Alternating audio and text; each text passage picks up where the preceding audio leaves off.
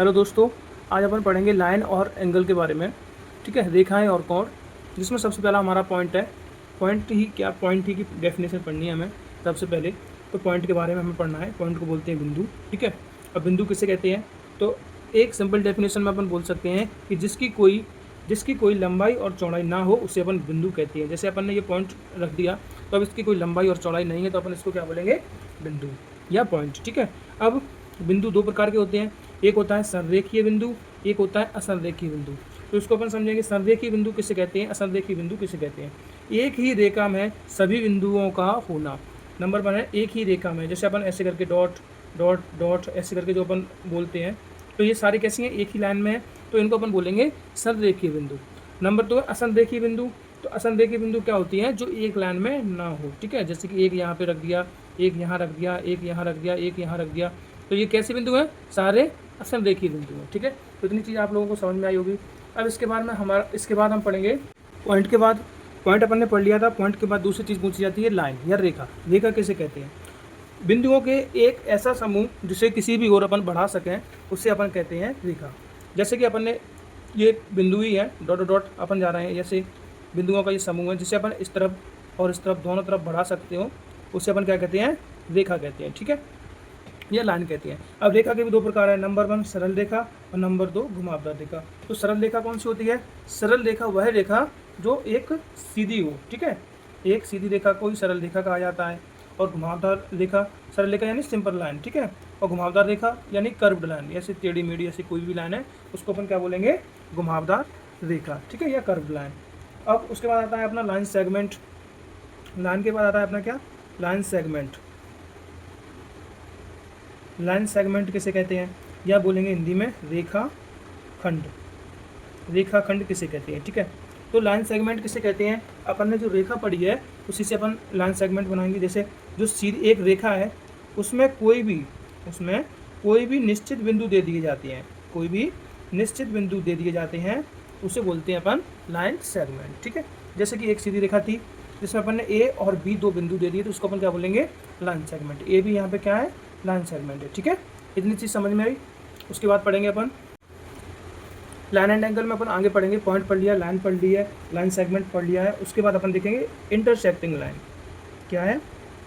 Intersecting line, जिसे हिंदी में कहते हैं प्रतिच्छेदी रेखा। प्रतिच्छेदी रेखा। ठीक है, किसी भी सीधी लाइन को यदि कोई रेखा तिरछी आड़ी काटती है तो उसको बोलते हैं प्रतिच्छेदी रेखा। जैसे कि इस लाइन को इसने काटा है। ठीक है, जैसे कि ये अपनी ए बी है, ए बी लाइन को कौन प्रतिच्छेद कर रहा है? एल और एम। ठीक है, तो इसे हम क्या बोलेंगे? प्रतिच्छेदी रेखा। आया समझ में? अब प्रतिच्छेदी रेखा में एक विशेष बात क्या होती है कि जो प्रतिच्छेदी रेखाएं होती हैं, इनका जो ये युग्म बनता है, जो कोणों का युग्म बनता है, जैसे इस वाले एंगल का और इस वाले एंगल को अगर जोड़ेंगे, जैसे अल्फा एंगल और beta angle, alpha angle plus beta angle is always 180 degree, क्योंकि ये प्रतिच्छेद रेखा के एक ही तरफ दोनों कोणों का युग्म या योग बोलेंगे, वो हमेशा कितना होता है? 180 डिग्री का होता है। ठीक है, इसमें विशेष बात हमें ये याद रखनी है। ठीक है, जिसको अपन क्या बोलते हैं? संपूरक या कम्प्लीमेंट्री भी बोलते हैं। जिसे अपन क्या बोलते हैं? संपूरक कोण।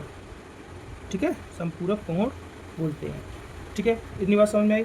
और जो नीचे का युग्म बनेगा यहाँ पे, जैसे कि एक रेखा है, अगर अपन इसको मिटा देंगे ऐसे इस तरह से, अगर इन कोणों का युग्म देखा जाएगा यहाँ तक इस तरह, तो इनके जो योग होंगे वो हमेशा कितने के होंगे? 180 डिग्री के। ठीक है, उसी तरह यदि यहाँ से नीचे की तरफ देखेंगे ना, नीचे की तरफ देखेंगे तो इन कोणों का भी योग हमेशा कितना होगा? 180 डिग्री। इतनी चीज़ समझ में आई कि नहीं आई? ठीक है, चलो आगे पढ़ेंगे अपन रेखाओं और कोण में। आगे अपन पढ़ेंगे कुछ और रेखाओं के बारे में, जैसे कि समांतर रेखा, पैरेलल लाइन बोलते हैं। ऐसी रेखाएं, ऐसी दो रेखाएं, ठीक है, ऐसी दो रेखाएं जिनके बीच की दूरी हमेशा कैसी हो? समान हो।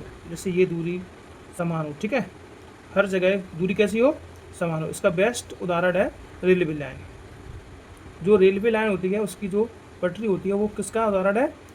पैरेलल लाइन का। ठीक है, पैरेलल लाइन या फिर समांतर रेखा का बेस्ट उदाहरण है। ठीक है, उसके बाद आती है तिर्यक रेखा। तिर्यक रेखा में क्या होती है कि दो समांतर रेखाओं को यदि बीच में से कोई लाइन काटती है, ठीक है, जैसे दो समांतर रेखाओं को यदि कोई बीच में लाइन तिरछी काटती है उसे अपन बोलते हैं तिर्यक रेखा, ठीक है। अगली है अपनी संपाती रेखा। तो संपाती रेखा किसे कहते हैं? संपाती रेखा यदि एक ही लाइन के ऊपर दूसरी लाइन ड्रॉ कर दी जाए तो उसे बोलते हैं संपाती रेखा, ठीक है।